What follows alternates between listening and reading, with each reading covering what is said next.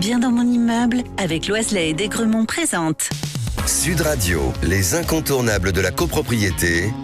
Thomas Binet. Dans le cadre de la vie en copropriété, de nombreuses obligations existent, notamment en matière de salubrité. C'est ce que nous allons examiner aujourd'hui avec notre consultant Philippe Loiselet, patron de Loiselet Desgremont, qui nous informe comme tous les vendredis soirs sur l'ensemble des sujets liés à la copropriété et plus précisément aujourd'hui sur donc les obligations existantes en matière de salubrité. Bonjour Philippe Loiselet. Bonjour Thomas Binet. Philippe, pouvez-vous nous expliquer tout d'abord par ce que l'on entend par salubrité ? Bien sûr, il s'agit des obligations touchant principalement à la question des vides ordures, de la dératisation, de la dessourisation et de la désinsectisation. Pourquoi ces sujets sont-ils si importants ? Ces obligations sont importantes parce qu'elles touchent directement à la bonne santé et au bien-être des résidents d'un immeuble. Les parties communes, comme les vides ordures, sont des endroits sensibles où des nuisibles tels que les rats, les souris ou les insectes peuvent rapidement proliférer s'ils ne sont pas correctement entretenus. Les infestations peuvent non seulement être désagréables, mais aussi causer des problèmes de santé, des dommages matériels et des nuisances pour les habitants. L'entretien régulier des vides ordures permet ainsi d'éviter la prolifération de bactéries, les mauvaises odeurs et surtout l'attraction d'autres nuisibles. Alors vous avez mentionné des réglementations. Quelles sont les obligations légales des copropriétés en matière de lutte contre les nuisibles ? Les copropriétés sont soumises à des réglementations strictes en matière de salubrité. Ces obligations, qui résultent des règlements sanitaires départementaux, imposent en général que les parties communes, y compris les vides ordures, soient nettoyées et désinfectées de manière régulière pour prévenir toute nuisance sanitaire. Il faut par ailleurs noter que les réglementations spécifiques peuvent exister dans certaines communes. Et c'est le syndic qui doit se charger de toutes ces opérations ? Sur le plan pratique, tout du moins.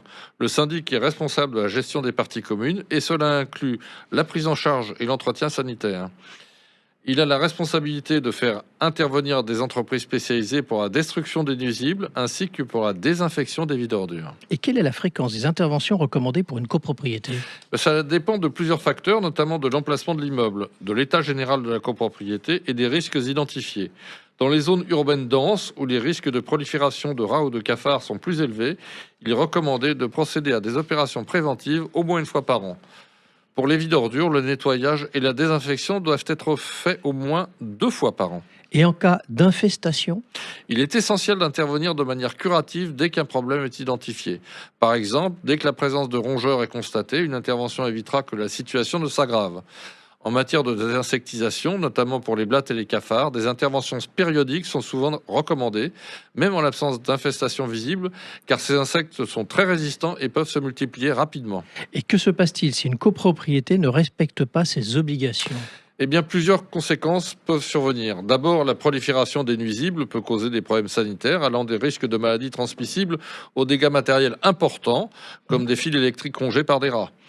Par ailleurs, les autorités sanitaires pourraient effectuer des contrôles et si des manquements sont constatés, la copropriété peut être sanctionnée par des amendes. Et à titre préventif, quelles mesures préconisez-vous, Philippe ?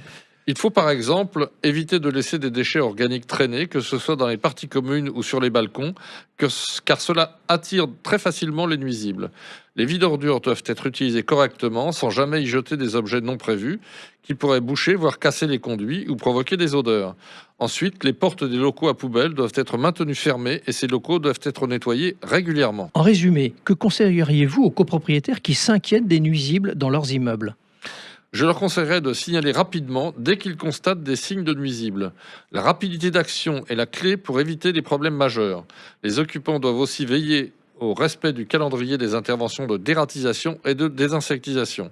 La vigilance collective est indispensable pour maintenir un environnement sain dans un immeuble. Merci Philippe pour tous ces conseils. Et on vous retrouve vendredi prochain pour un autre numéro d'Oser Investir, les incontournables de la copropriété. Et pour ce qui me concerne, je vous donne rendez-vous dimanche dès 9h30. Sud Radio, les incontournables de la copropriété. Thomas Binet. Avec Loiselet et Desgremont, bien dans mon immeuble.